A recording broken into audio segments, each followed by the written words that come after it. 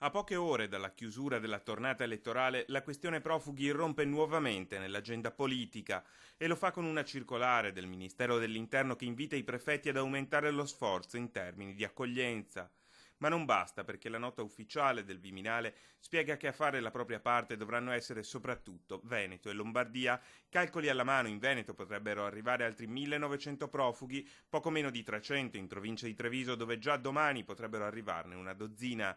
E l'indicazione del Ministero, oltre a non ammettere né ma né se, specifica già che il Veneto fino a questo momento non ha dato abbastanza. Per capire quanto la situazione sia emergenziale è sufficiente dire che la Prefettura di Treviso ha convocato per domani mattina un tavolo per discutere della questione. Dei poco meno di 2000 profughi inviati in Veneto, una discreta quota dovrà essere accolta nella Marca, dove quest'anno la macchina della solidarietà ha già mostrato tutti i propri limiti, costringendo gli immigrati a trascorrere una giornata in un autobus parcheggiato davanti alla stazione ferroviaria. Una brutta pagina dell'accoglienza che più di qualcuno spera non si ripeta. A Povegliano, proprio in questi giorni, il Consiglio pastorale dovrà valutare l'ipotesi di aprire nuovamente le porte agli immigrati, una soluzione tampone che in ogni caso, spiega il sindaco, non tutti vedono di buon occhio.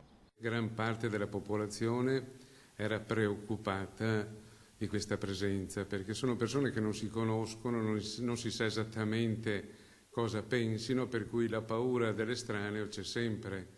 Ripeto, poi di fatto non ci sono stati problemi.